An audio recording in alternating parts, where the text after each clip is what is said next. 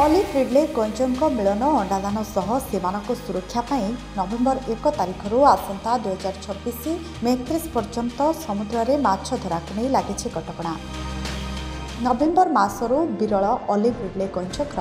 ଆଗମନ ଓଡ଼ିଶା ଉପକୂଳରେ ହୋଇଥାଏ। ଏଣୁ ଟ୍ରଲର କିମ୍ବା ଡଙ୍ଗା ମାଡ଼ ଯୋଗୁଁ ଆହତ ପାଇ ବିରଳ ଅଲିଭ୍ ରିଡ୍ଲେ କଇଁଚଙ୍କର ଯେଭଳି ମୃତ୍ୟୁ ନ ହେବ ସେଥିପାଇଁ ପ୍ରତିବର୍ଷ ନଭେମ୍ବର ଆରମ୍ଭରୁ ମେ ମାସ ଶେଷ ଯାଏଁ ସମୁଦ୍ର କୂଳରୁ 20 କିଲୋମିଟର ଯାଏ ମାଛ ଧରା ଉପରେ କଟକଣା ଲଗାଯାଇଥାଏ।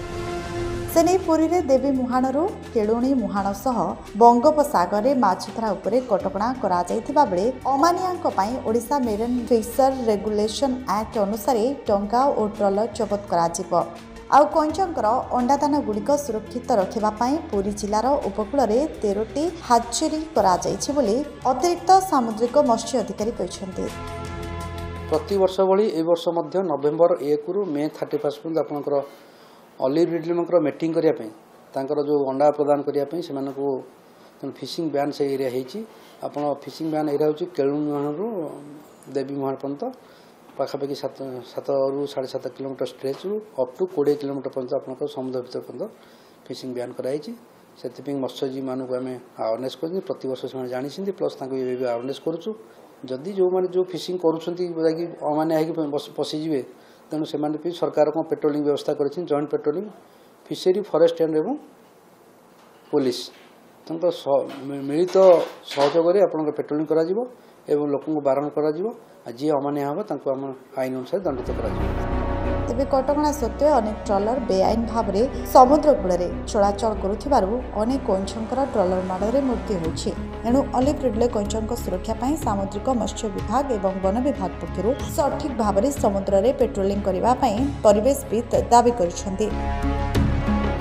मेन कथा ओम्फ्रा एक्टा कड़ाकड़ी हवा दरकार Odisha marine fishing regulation act एवं ताको सपोर्ट देवा आनी गोटे एफएफएमए जोड़ा माने फिशरी फ्रेंड मोबाइल एप्लिकेशन ये दुईटा जाक बर्तमान किसी कम करना ना ओम्फ्रा एक्ट कड़ाकड़ी होची ना एफएफएम रे किसी तथ्य आमको मिलूँ। तो मेन कथा होची जो प्लास्टिक गार्बेज एते हो जाइए समुद्र कूल ताको सफा करने निहाती आवश्यक अच्छी माने आमर फिशरी कहतु बा फॉरेस्ट कहतु बा कोस्ट गार्ड कहतु बा मेराइन पुलिस ताकर जो समन्वय एकाठी होकर जो पेट्रोलिंग करने कथा ताकू टिके कड़ाकड़ी करने निहाती आवश्यक अच्छी। द्वितीय कथा जो ट्रलर मान अच्छा जो ट्रलर को बंद कर समय जो अवैध प्रवास कर जो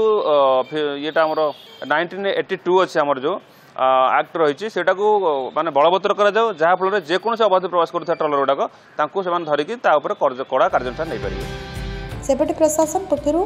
7 मास मत्स्यजीवी को माछ मारिबा को बारण नहीं प्रत्येकटी प्रभावित परिवार को 15,000 नुहे 30,000 टंका आर्थिक सहायता देवाकू दाबी करिछि पारंपरिक मत्स्यजीवी संघ।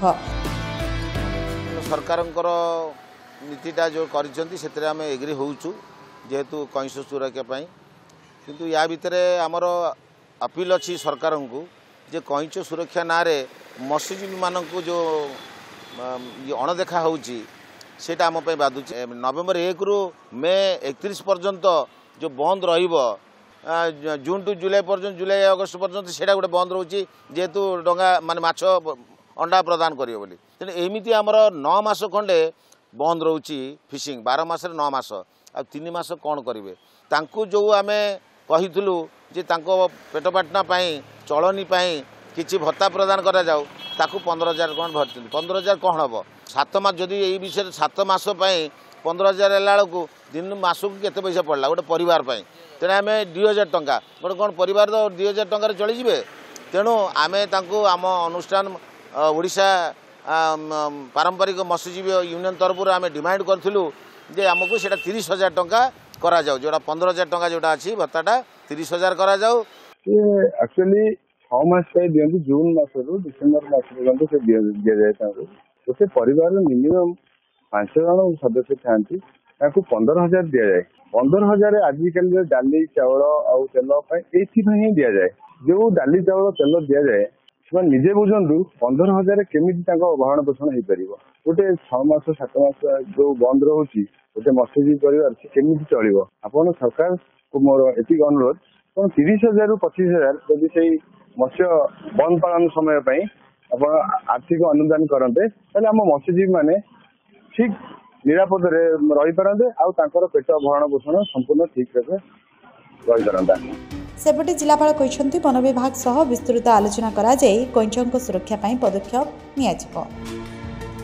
जो जो जगार जमी कौटी कौटी अधिक जाल लगी जाए कि जहाँ अच्छे से गुड़ाक हाँ तो से सहित भी समन्वय बैठक कौन सी जगार जमी कौन सी एनवायरनमेंट को डैमेज हेनी कि कौन सी प्रोसेस इनवॉल्व हेनी ताकू आम ध्यान रखीचु डीएफओ सहित भी ता विषय आलोचना। पुरी रंजित मिश्र रिपोर्ट, यूबीसी ओडिया।